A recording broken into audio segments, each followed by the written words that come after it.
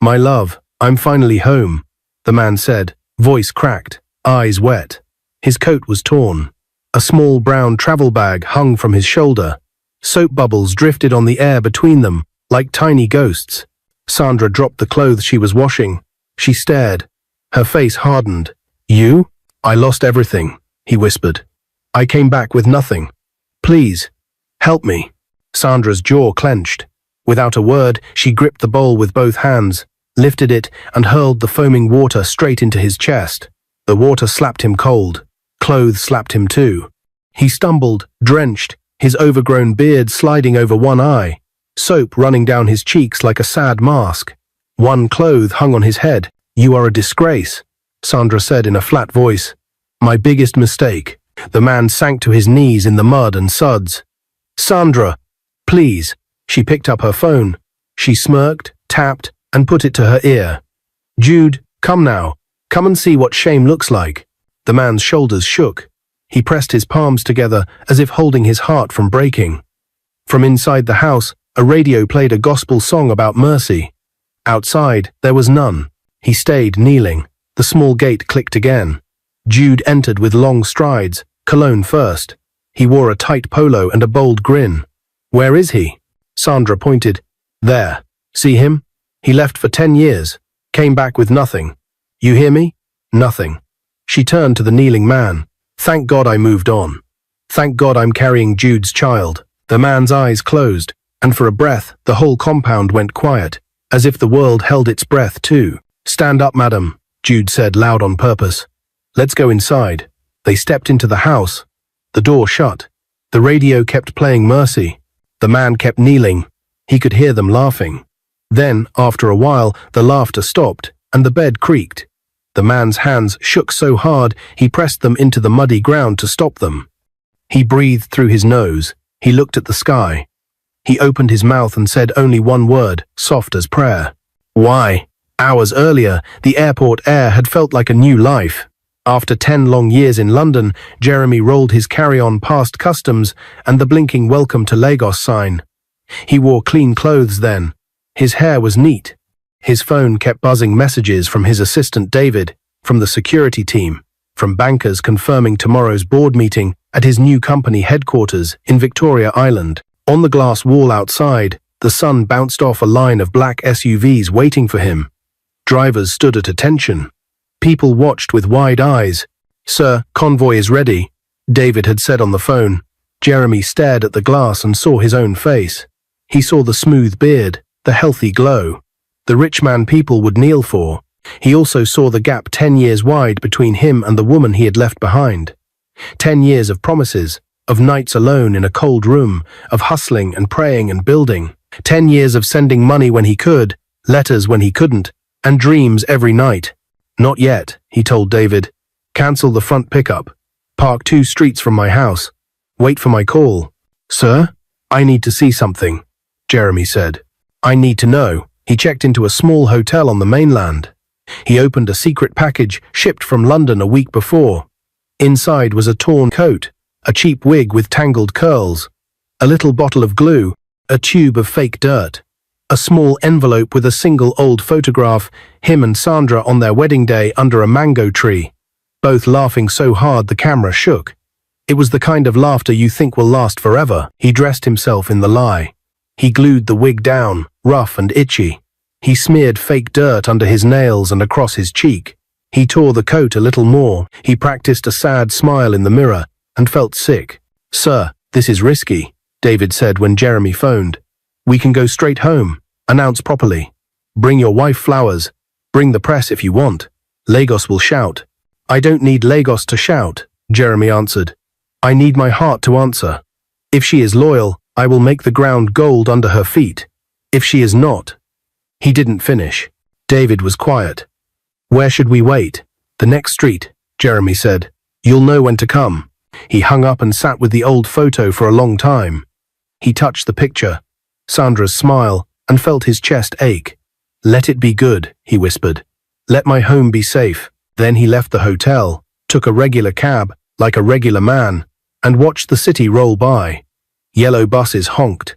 Street hawkers waved cold drinks. A billboard showed a happy family holding hands under blue sky. He wondered if billboards ever told the truth. The cab dropped him on the corner. He walked the last steps alone. Now, back in the heat of the compound, time crawled. The radio changed songs. A neighbor's baby cried. Somewhere far away, a mosque called the afternoon prayer. The door opened. Sandra came out with a different kind of smile.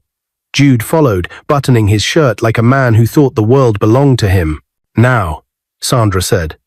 Jude, start calling buyers. We're selling this house today. I have paused my life for 10 years for this mistake. My pay is due. Jude laughed and pulled out his phone.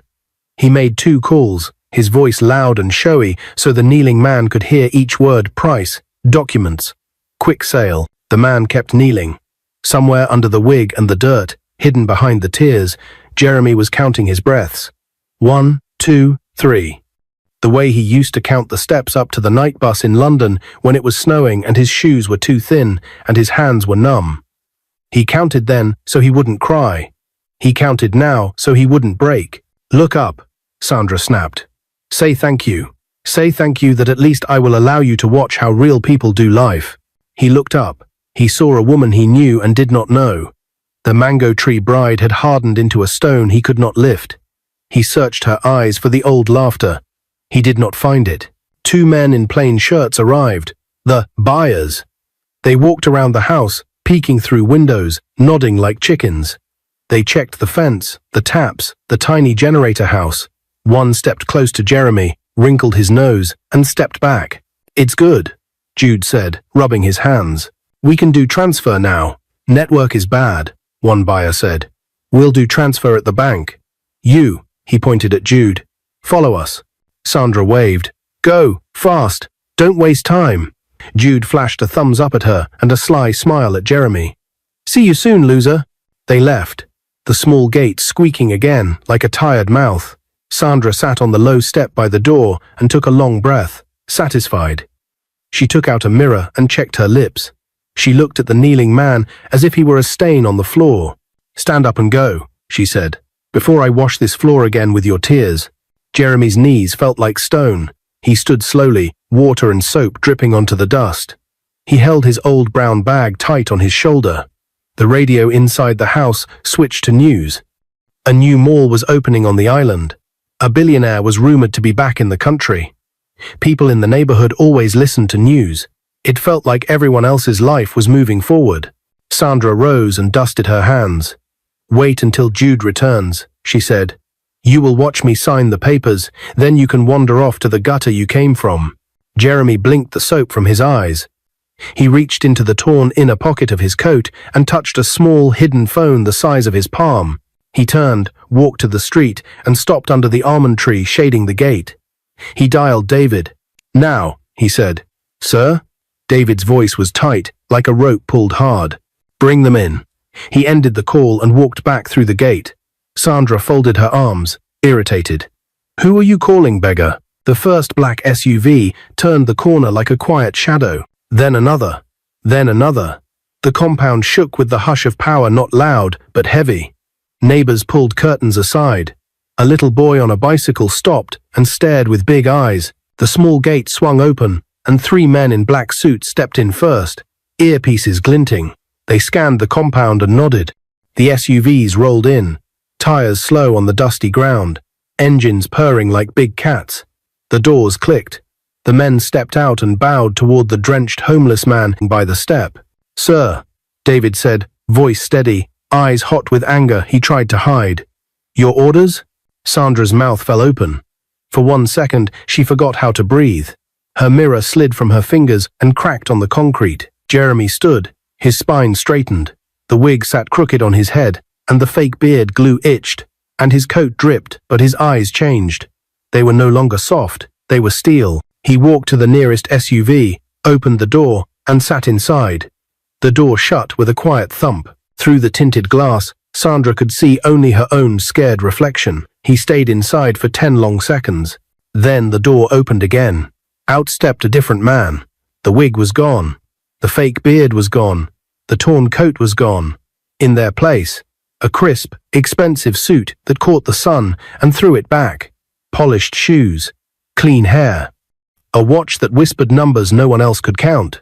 The same face, but now the right one. Jeremy closed the door gently and faced Sandra. She dropped to her knees so fast, her bones knocked the ground. Jeremy, I didn't know. Jude's voice exploded outside the gate, breathless. He had run back alone. Network problem. He stopped. He saw the suits. He saw the bows. He saw Jeremy. He turned to flee. 2 secret guards took him by the elbows and set him on his knees beside Sandra. The radio inside the house faded to a whisper. The whole compound felt like the world had put a finger to its lips. Jeremy took 1 step forward. He looked at Sandra. He looked at Jude. He looked at the house where laughter used to live. When he finally spoke, his voice was calm. Sandra, I was faithful. I built a life. I came home to test the only thing money cannot buy. This is what I found. Sandra began to cry, loud and messy, reaching out a shaking hand. Please, forgive me. Jeremy's eyes did not move. He pointed at the old bungalow. Like you said, this house is your pay. Keep it. A whisper ran through the crowd growing by the fence. A dog barked once and stopped. Jeremy lifted his hand. Escort him, he told the guards, nodding at Jude. Jude swallowed hard. Sweat ran down his neck. Jeremy turned back to Sandra, and his next words were a blade wrapped in silk. And as for me, I'm not the man you poured soap on. He raised his phone again, thumb hovering, and the convoy engines roared to life. The suits tightened around the gate, neighbors pressed closer. And Sandra, on the ground, reached up with both hands. The sound of the convoy's engines filled the compound like thunder rolling through the sky. Neighbors pressed closer against their windows and doorways, whispering in confusion. Children ran to the gate, trying to catch a glimpse of what was happening. To them, it looked like a scene from a movie. Sandra's hands trembled. She tried to speak, but her lips quivered too much to form words. Her eyes darted from the gleaming SUVs to the men in black suits, then back to Jeremy, who now stood regal and unrecognizable in his fine suit. The man she had mocked, drenched, and humiliated just moments ago was no longer a beggar. He was a king. Jude swallowed hard, sweat dripping down his forehead. He tried to crawl back toward the gate, but 2 guards held him firm, forcing him back onto his knees beside Sandra. Jeremy took slow steps toward them. His polished shoes crunched on the gravel, each sound echoing like a drumbeat. His eyes were calm, but the weight behind them was unbearable. He was no longer pleading. He was no longer broken. He was the judge in his own courtroom. Do you see me now, Sandra? His voice was soft, almost too soft for the tension in the air. Do you see the man you poured water on, the man you spat at, the man you called a disgrace? Sandra broke down completely, pressing her forehead to the ground. Jeremy, forgive me. I didn't know. Please, I beg you. It was the devil. Jeremy cut her off with a single raised hand. No, it was your heart, and your heart has spoken. The crowd at the gate gasped. Some covered their mouths with their palms. Others shook their heads in disbelief. Everyone knew now. This was not just an ordinary man. This was a billionaire who had returned home, hiding his wealth behind a disguise, only to be betrayed in the cruelest way. Jeremy turned to Jude. And you? He said, his eyes sharp. You thought you could crawl into my house, into my bed, into my life. You thought my absence was your opportunity. Jude stammered, his usual confidence shattered. Sir, I didn't mean... Jeremy's guards tightened their grip on his arms. Jude winced in pain. Enough, Jeremy said. His gaze returned to Sandra. You claimed this house as your pay, Sandra. You said 10 years of waiting was wasted on me. Fine. I will not take this house from you. It is yours. Consider it my final gift. Sandra looked up, stunned. Jeremy, please. No, don't leave me. I'll change. I swear. But Jeremy had already turned his back. His eyes scanned the house, the walls that once echoed with laughter, the small yard where dreams once grew. A piece of his soul seemed to crumble inside him, but his face gave nothing away. David, Jeremy called. Yes, sir, his assistant answered, stepping forward. Prepare the convoy. We are leaving. Sandra let out a scream that cut through the afternoon air. She crawled across the dusty ground, clutching at the hem of Jeremy's trousers, but the guards stepped in, pulling her back. Please, she cried. Don't leave me like this. I was blind, Jeremy. Blind. Jeremy stopped, his back still turned. Blindness is forgivable, Sandra. But betrayal? That cuts too deep. He climbed into the SUV. The door shut with a heavy finality. Engines roared again, louder this time, and the convoy rolled out of the compound, leaving Sandra on the ground, covered in dust, her sobs filling the air. The neighbors whispered louder now. Some pitied her. Others said she got exactly what she deserved. A few shook their heads at Jude, who sat pale and broken, still trapped between the guards. Sandra clutched her belly, her voice shaking. Jude, you promised me a life. You promised me everything. But Jude had no words. He stared blankly, knowing the buyers who had lured him away had likely disappeared with the money. He was trapped, not just by the guards, but by his own greed. Inside the SUV, Jeremy leaned back, closing his eyes. His disguise was gone, but the pain was fresh. David sat quietly beside him, unsure if he should speak. After a long silence, Jeremy finally broke it. 10 years, David. 10 years of working, building, sacrificing. And for what? To come home to this? David sighed, choosing his words carefully. Sir, sometimes tests reveal answers we never wanted, but they are still answers. Jeremy opened his eyes, staring out the tinted window. Lagos streets blurred past yellow buses, hawkers chasing cars with bottles of water, children waving at the convoy. Life moved on, unaware of the storm raging in his chest. She was my wife. Jeremy whispered. The one I trusted above all. And now, she carries another man's child. David looked at him with quiet respect. Sir, maybe this was necessary. Better to know the truth now than later, when more is at stake. Jeremy nodded slowly. He knew David was right. He had built companies, earned wealth beyond measure, but all of it meant nothing without loyalty at home. And now he had his answer. Back at the bungalow, Sandra's cries grew louder as the reality sank in. Jude tried to slip away when the guards finally released him, but Sandra grabbed his shirt desperately. Don't leave me, Jude. You're all I have left. Jude pulled her hand away coldly. Sandra, I have nothing. The buyers tricked me. The money is gone. Everything is gone. Her eyes widened. What? Her voice cracked like glass. You mean, we sold the house for nothing? Jude shook his head, bitterness twisting his face. You thought you were smart. You thought betraying Jeremy was your victory. Look at us now. Sandra slapped him hard across the face, the sound echoing through the yard. Jude didn't react. He just stared at her with dead eyes, then turned and walked away without looking back. Sandra collapsed to the ground, clutching her belly, sobbing uncontrollably. The neighbors murmured, some shaking their heads, others too afraid to come closer. For the first time, Sandra realized she was truly alone. Jeremy's convoy glided through Victoria Island, past tall glass buildings that glittered like jewels under the city lights. The cars pulled into a massive compound, a sleek mansion Jeremy had built in secret. The gates opened smoothly, revealing gardens lit with soft golden lamps, a fountain that sparkled in the moonlight, and staff lined up, bowing as their master returned home. Inside, Jeremy walked into the grand living room. Chandeliers hung above, casting warm light over marble floors. On a table lay stacks of documents, the empire he had built, while the world thought he was just another hustler abroad. David handed him a glass of water. Sir, tomorrow's board meeting is ready. But tonight, you need rest. Jeremy nodded, but his mind was elsewhere. He walked to a window overlooking the garden, his reflection staring back at him in the glass. Behind that reflection, he could almost see Sandra as she was 10 years ago, young, hopeful, smiling under that mango tree. That memory stabbed deeper than any betrayal. He closed his eyes. Tomorrow, he whispered, the world will know Jeremy is back. But in his heart, a storm brewed, and he knew this was only the beginning. Back in the old bungalow, Sandra sat in darkness. The house was silent, empty, and suffocating. She clutched her belly, rocking back and forth. Her tears had dried into streaks on her cheeks.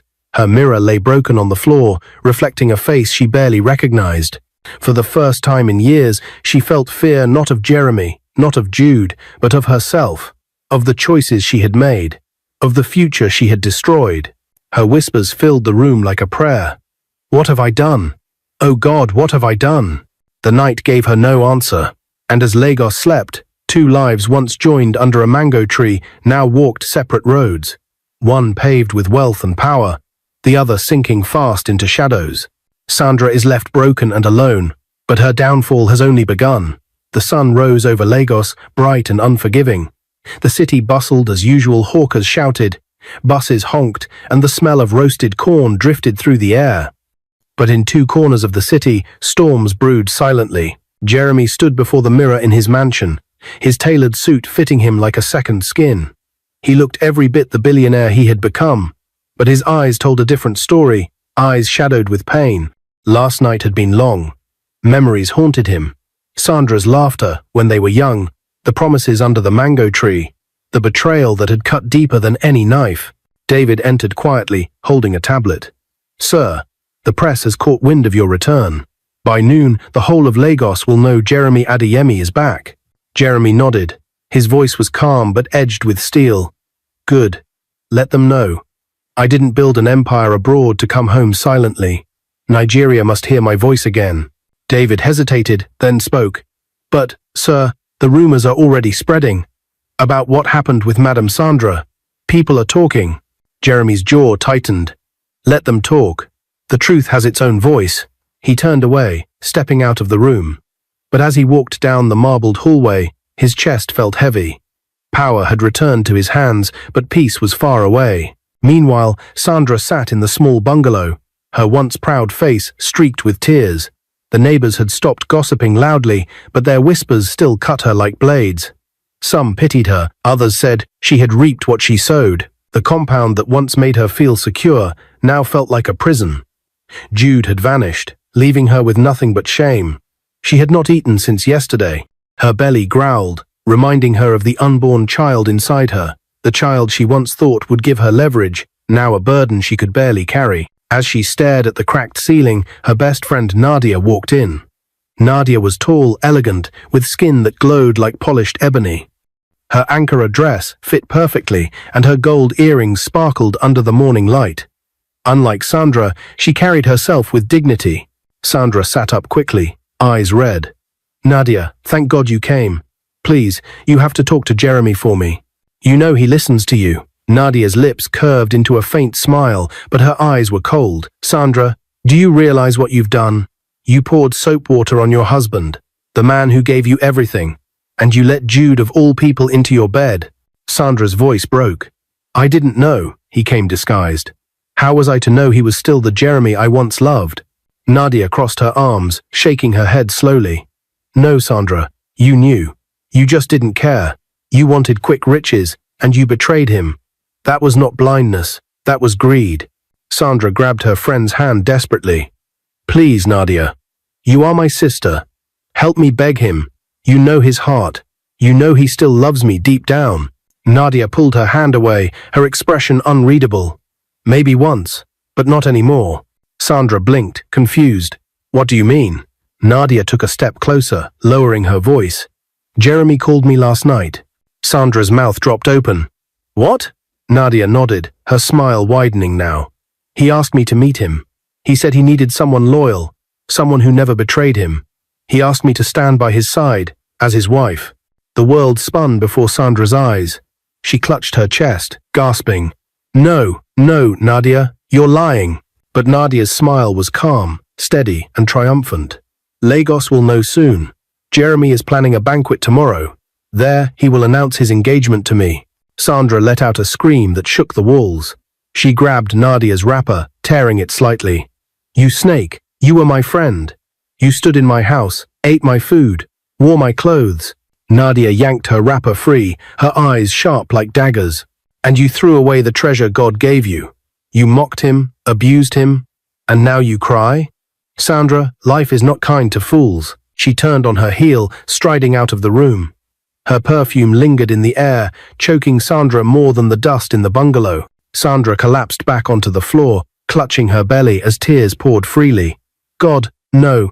Jeremy, you can't do this to me. You can't." That evening, Jeremy stood in the vast ballroom of his mansion. The chandeliers glittered, and the marble floors shone like glass. Dozens of guests had already gathered, politicians, businessmen, journalists, and celebrities. Waiters in white shirts and bow ties glided through the crowd, serving champagne. The press cameras flashed endlessly. Every guest wanted a photo with the billionaire who had returned after 10 years abroad. Jeremy shook hands, his smile polite but distant. David leaned close to him. "Sir, she's here." Jeremy turned and saw Nadia enter the ballroom. She was stunning in a flowing golden gown, her hair tied neatly in a bun, her eyes glowing with confidence. The crowd gasped as whispers spread like fire. Jeremy extended his hand. Nadia took it gracefully. They walked together to the center of the ballroom. Cameras clicked furiously. "Ladies and gentlemen," Jeremy's voice boomed across the hall, amplified by the microphone. "I thank you all for being here tonight. 10 years ago, I left Nigeria with nothing but hope. I return today with more than wealth. I return with vision, with strength, and with truth." The crowd clapped, some shouting his name. Jeremy raised his hand, silencing them. "And tonight," he continued, his eyes flicking briefly toward Nadia, "I also return with a new beginning. I have chosen a woman who stood by me when others betrayed me, a woman of loyalty, courage, and faith. I present to you, Nadia, my bride-to-be." The room exploded in cheers and applause. Cameras flashed non-stop. Nadia's smile widened as she leaned closer to Jeremy, her hand resting proudly on his arm. But outside the gates, Sandra stood barefoot in the dust, tears streaming down her face as she watched the mansion glow with lights. She had begged the guards to let her in, but they shoved her away. She now stood among curious neighbors and journalists, her wrapper torn, her eyes wild. "Jeremy!" she screamed through the gates. "Jeremy, it's me, your wife. Please don't do this." The crowd turned, murmuring in shock. Cameras swiveled to capture the scene. Reporters whispered furiously, their pens scratching. The story had just become bigger. Inside, Jeremy heard the commotion. His jaw tightened, but he didn't move. Nadia leaned closer, whispering, "Ignore her. Tonight is ours." Sandra's screams grew louder. "Jeremy, don't marry her. She's my friend. She's betraying me. Jeremy, remember our vows. Remember the mango tree." The words pierced Jeremy's chest like arrows. For a moment, his calm mask cracked. His eyes flickered with pain. He remembered the mango tree, the laughter, the promises, but then his face hardened. He turned back to the guests, raising his glass. "To new beginnings," he said firmly. The crowd echoed, "To new beginnings." Sandra collapsed outside the gate, her sobs swallowed by the noise of music and applause from within. As midnight struck, Jeremy walked Nadia to the grand staircase. Flashes of light followed them, applause still ringing. Yet inside, Jeremy felt hollow. The image of Sandra crying outside the gate refused to leave his mind. He clenched his fist, whispering to himself, "This is justice. This is what she deserves." But deep inside, a quiet voice asked, "Or is this revenge?" Sandra, broken and humiliated, vows not to give up, but Jeremy's engagement to Nadia has already shaken Lagos society. Is this truly the end of Sandra's chapter, or the beginning of a darker twist? The night after Jeremy's grand banquet was restless for Lagos. Social media platforms buzzed with endless chatter. Pictures of Jeremy and Nadia, hand in hand under the golden chandelier, flooded Instagram and Twitter. Headlines screamed across blogs. Billionaire returns, engages best friend of ex-wife.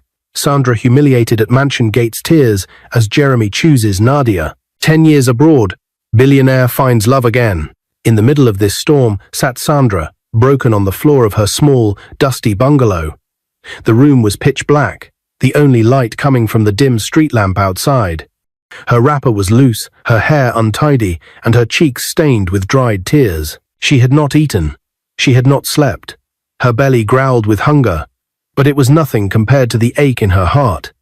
She rocked back and forth on the cold cement floor, whispering to herself, "He was mine. Jeremy was mine. Nadia stole him from me. No, no, no. This cannot end like this." Her voice was raw, half sob, half whisper.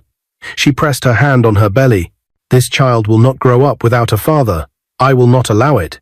If Jeremy thinks he can erase me, he is wrong." The next morning, Sandra dressed herself as best as she could. She borrowed a simple gown from a neighbor and tied her hair with a scarf. With trembling hands, she set out for Victoria Island, where Jeremy's new mansion stood. The guards at the gate had shoved her away before, but she had a new plan. She would speak to the press.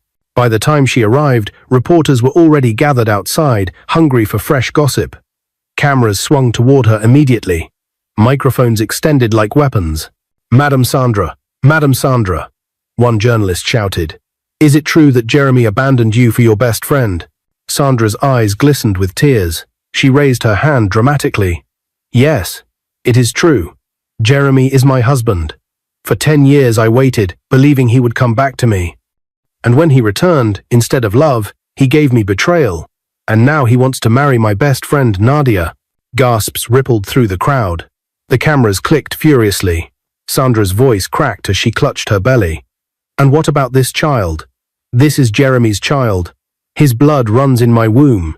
Will he deny his own flesh and blood?" The reporters went wild. Questions flew at her from every side. She stumbled backward, overwhelmed by the noise, but inside she smiled bitterly. She had planted the seed. By evening, the headlines would twist in her favor. Inside the mansion, Jeremy was in a meeting with investors when David hurried into the room, holding his phone. "Sir, you need to see this," David said, lowering his voice. Jeremy frowned, taking the phone. His eyes scanned the live broadcast. Sandra's face filled the screen, swollen with tears, her voice breaking as she spoke about the unborn child. Jeremy's heart stopped for a moment. The investors watched him closely, whispering. He set the phone down, his face unreadable. "Excuse me," Jeremy said, rising from his chair. He stormed out of the room, his fists clenched. "David," he said sharply, "find out which station aired that. And call my lawyers immediately." David nodded, already dialing. Jeremy paced back and forth in the hallway, his mind torn. Could it be true? Could Sandra truly be carrying his child? Or was this another act, another manipulation? That evening, Nadia arrived at the mansion in a red silk gown, smiling brightly. But her smile faded when she saw Jeremy's stormy face. "What's wrong?" she asked softly. Jeremy shoved the tablet into her hands. "Look at this." Nadia's eyes widened as Sandra's broadcast played on the screen. For a moment, her jaw tightened, but then she chuckled bitterly. "She is desperate. Can't you see? This is her last weapon." Jeremy's eyes narrowed. "But what if it's true? What if she carries my child?" Nadia's voice sharpened. "Jeremy, listen to me. That woman does not deserve your sympathy. She betrayed you with Jude. She mocked you. Do not let her chain you again." Jeremy turned away, staring out the tall glass windows. Lagos lights twinkled in the distance, but his mind was cloudy. "Still, if the child is mine, I cannot abandon it." Nadia's hand gripped his arm firmly. "Then demand proof. Don't let her play on your guilt. Make her prove it." Jeremy nodded slowly. He knew Nadia was right. 2 days later, Sandra received a letter from Jeremy's lawyers. It demanded that she come for a paternity test once the child was born. If it proved to be Jeremy's, he would take responsibility. If not, she would face charges for defamation. Sandra tore the letter apart in fury. "So, this is how he sees me. A liar, a criminal. No, Jeremy, if you want war, I will give you war." Her mind raced. She needed a plan. She needed allies. And there was only one person who hated Jeremy as much as she did Jude. She found him in a dingy bar in Oshodi, his once proud face now shadowed by failure. His shirt was wrinkled, his beard unkempt. When he saw Sandra, he spat on the ground. "What do you want?" he growled. Sandra slid into the seat across from him, her eyes burning. "I want revenge. On Jeremy. On Nadia. On everyone who mocked us." Jude laughed bitterly. "Revenge? You're finished, Sandra. And so am I. Jeremy crushed us both." Sandra leaned closer, her voice a whisper. "Not yet. He may have money, but we have the truth. You and I, we know his past. We know his weaknesses. Together, we can destroy him." Jude studied her face for a long moment. Then, slowly, his lips curled into a smile. "Go on." Back at the mansion, Jeremy's mind was far from calm. His empire was growing, his return had shaken Nigeria. But scandal was threatening to overshadow everything. He sat alone in his study, staring at the documents before him.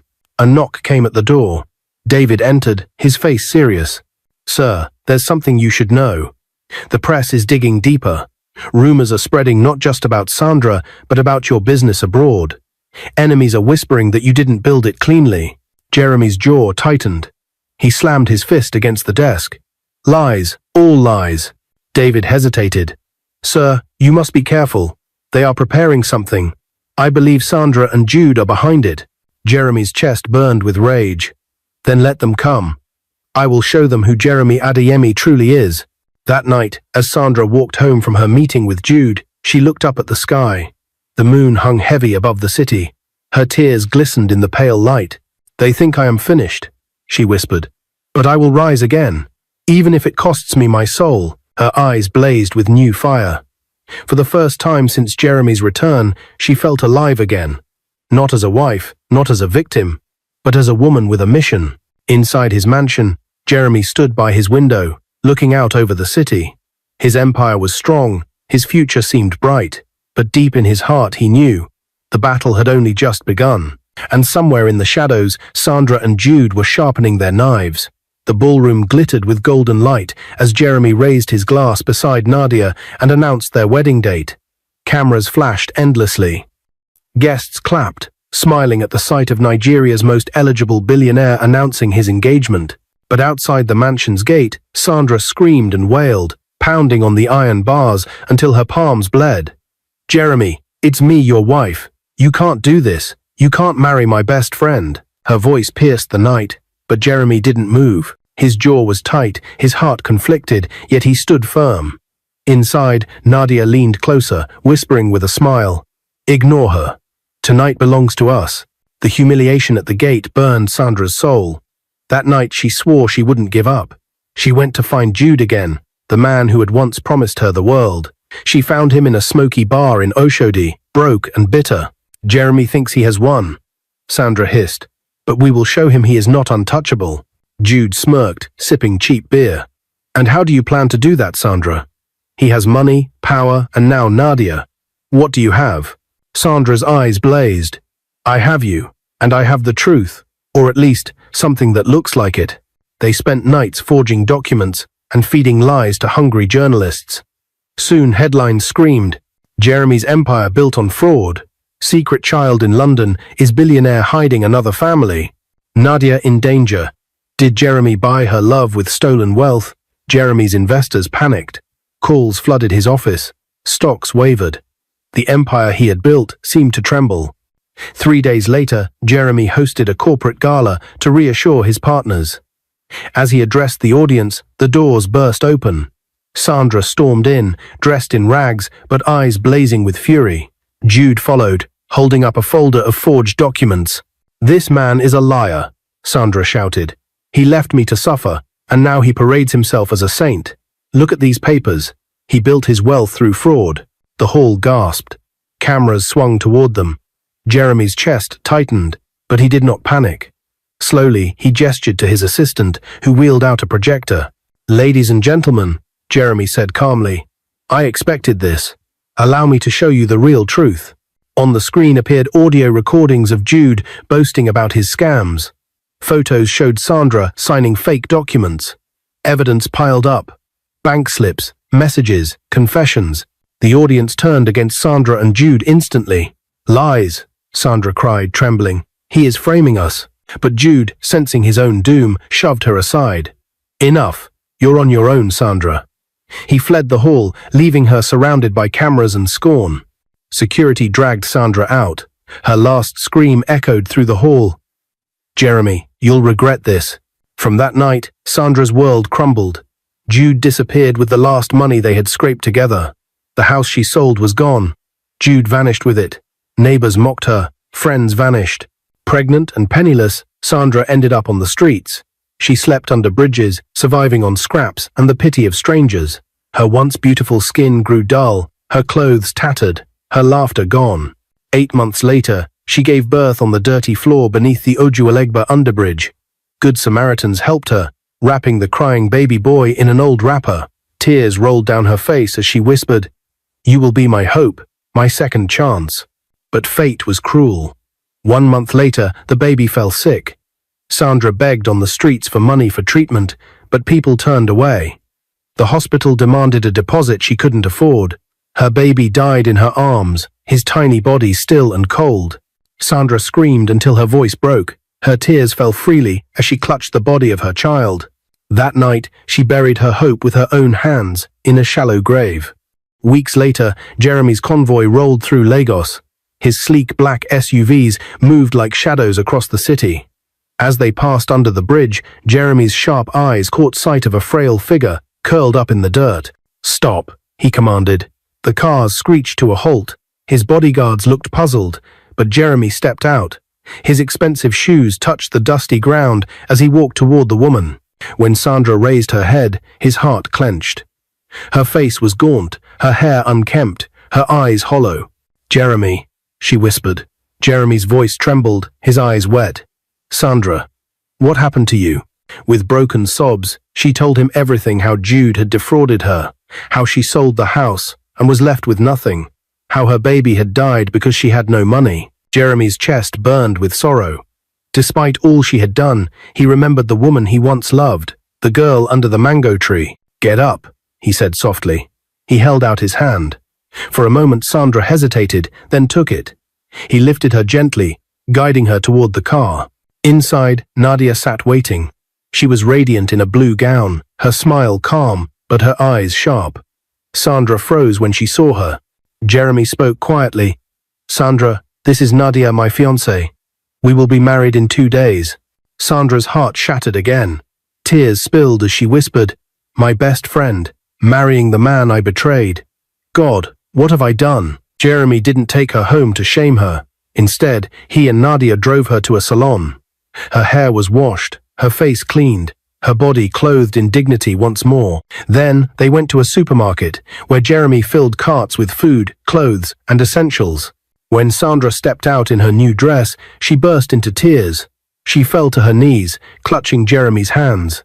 "I messed up," she sobbed.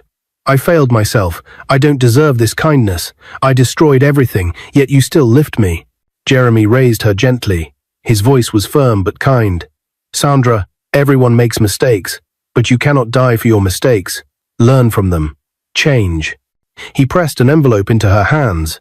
Inside was a check for 5 million naira. Sandra gasped, shaking her head. "No, this is too much. I can't." "You can," Jeremy said. "Start a new life. Build something. Prove to yourself that you have learned."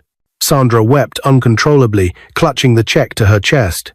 2 days later, Lagos glittered again as Jeremy and Nadia married in a grand ceremony. Politicians, celebrities, and businessmen filled the hall. Jeremy stood tall in a white agbada embroidered with gold, while Nadia shone in a flowing lace gown. At the back of the hall, Sandra sat quietly, her eyes brimming with tears. She watched as her best friend became the wife of the man she had once mocked and betrayed. Yet there was no bitterness in her heart, now only regret and humility. Jeremy and Nadia's marriage blossomed with love, though children never came despite their efforts. They poured their energy into expanding the company's reach across Africa, building schools and hospitals, their kindness shaping lives. Sandra, with the 5 million naira Jeremy gave her, opened a grocery store. It grew quickly, feeding families in her community. She became known not for her past mistakes, but for her humility and generosity. Whenever young women came to her, she would say with tears in her eyes, "Greed will destroy you, betrayal will bury you, but humility will raise you again." And so, her life became a living lesson for many women. In the end, Jeremy proved that kindness could outshine betrayal. Nadia showed that loyalty was stronger than greed, and Sandra, once broken and proud, became the living testimony that mistakes can humble, but mercy can heal. Jeremy and Nadia still hopes they will have children in the future to call their own and raise them to be kind to everyone, even those who don't deserve their kindness. What is your view about this story? If you were in Jeremy's shoes, would you have forgiven Sandra despite all she did? Do you think what Nadia did is right by getting married to her best friend's husband? Where are you watching from? If you enjoyed this story, comment, share, and subscribe to our channel for more interesting stories.